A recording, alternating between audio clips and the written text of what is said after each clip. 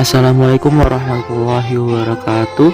Perkenalkan, nama saya Muhammad Farhan Yazid, kelas 12 IPA 5. Dalam rangka memenuhi tugas portofolio PPKN PAT, saya akan mempresentasikan tentang HAM, yaitu Hak Asasi Manusia.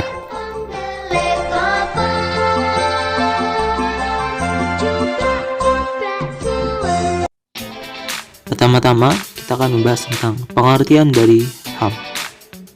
Menurut Kamus Besar Bahasa Indonesia atau KBBI, pengertian HAM adalah hak yang dilindungi secara internasional, yaitu deklarasi PBB Declaration of Human Rights, seperti hak untuk hidup, hak kemerdekaan, hak untuk memiliki, dan hak untuk mengeluarkan pendapat.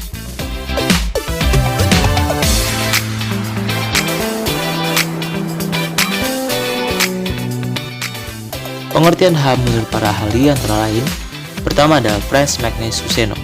Menurutnya, hak asasi manusia adalah hak-hak yang dimiliki manusia bukan karena diberikan kepada oleh masyarakat, bukan berdasarkan hukum positif yang berlaku, melainkan berdasarkan martabatnya sebagai manusia.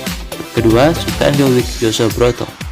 Hak asasi manusia adalah hak yang melekat secara kodrat pada setiap makhluk yang dilahirkan dengan sosok biologis manusia yang memberikan jaminan moral dan menikmati kebebasan dari segala bentuk perlakuan yang menyebabkan manusia itu terdapat hak hidup secara layak sebagai manusia yang dimuliakan Allah.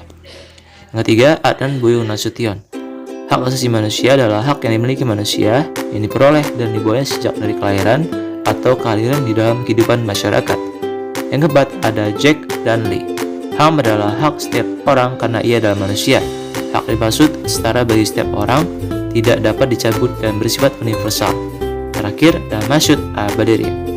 Menurutnya, hak asasi manusia adalah hak-hak manusia yang sepenuhnya setara. Semua itu berasal dari martabat inheren manusia dan telah didefinisikan sebagai klaim-klaim manusia untuk diri mereka sendiri atau untuk orang-orang lain, dan didukung oleh teori perikemanusiaan pada manusia.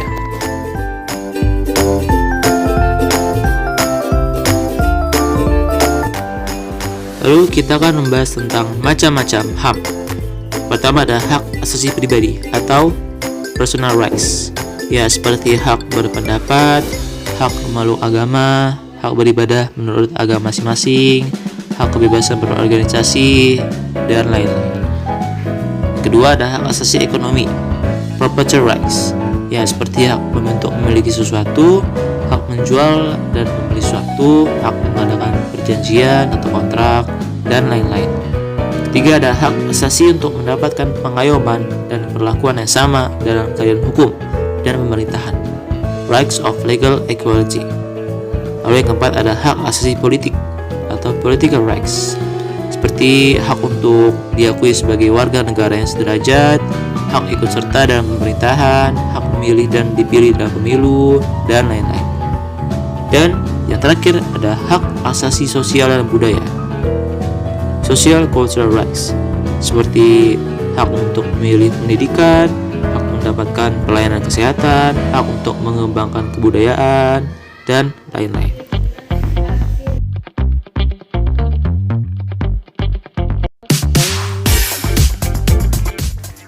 Berikut contoh pelanggaran HAM. Pertama ada kerusuhan Tanjung Priok tanggal 12 September 1984. Dalam kasus ini, 24 orang tewas, 36 orang luka berat, dan 19 orang luka ringan. Putusan majelis hakim terhadap kasus ini menetapkan seluruh 14 terdakwa dinyatakan bebas. Yang kedua ada penembakan mahasiswa Universitas Trisakti tanggal 12 Mei 1998. Dalam kasus ini, 4 orang mahasiswa tewas. Mahkamah militer yang menyidangkan kasus ini memvonis 2 terdakwa dengan hukuman hanya 4 bulan penjara. 4 terdakwa 2-5 bulan penjara dan 9 terdakwa 3-6 tahun. Lalu yang terakhir ada penculikan aktivis. Dalam kasus ini 23 orang dinyatakan hilang. Dengan rincian 9 orang diantara telah dibebaskan dan 13 orang belum ditemukan sampai saat ini.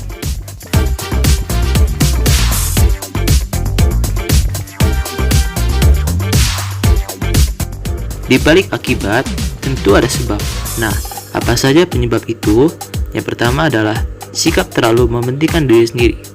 Pelaku pelanggaran HAM seringkali memiliki sikap yang selalu mementingkan diri sendiri dan mengabaikan orang lain. Sikap ini akan membuat seorang merasa boleh melakukan segala cara agar kepentingan pribadinya tercapai, termasuk pula melanggar HAM. Kedua, ada pemahaman akan HAM yang rendah. HAM adalah hak hidup yang dimiliki setiap manusia tanpa terkecuali. Tiap manusia memilikinya, dan karenanya setiap manusia tak boleh melanggar hak orang lain. Kurangnya pemahaman atau bahkan sikap tidak mau tahu dengan konsep tersebut dapat mendorong seseorang melakukan pelanggaran HAM. Terakhir, ada sikap intoleran. HAM menjamin bahwa setiap manusia adalah setara, oleh karenanya tidak diperkenankan untuk merendahkan atau mendiskriminasi orang lain. Tanpa sikap toleransi, yang terjadi justru sebaliknya. Intoleransi akan mendorong terjadi diskriminasi dan penindasan atas orang lain, yang mana merupakan pelanggaran HAM.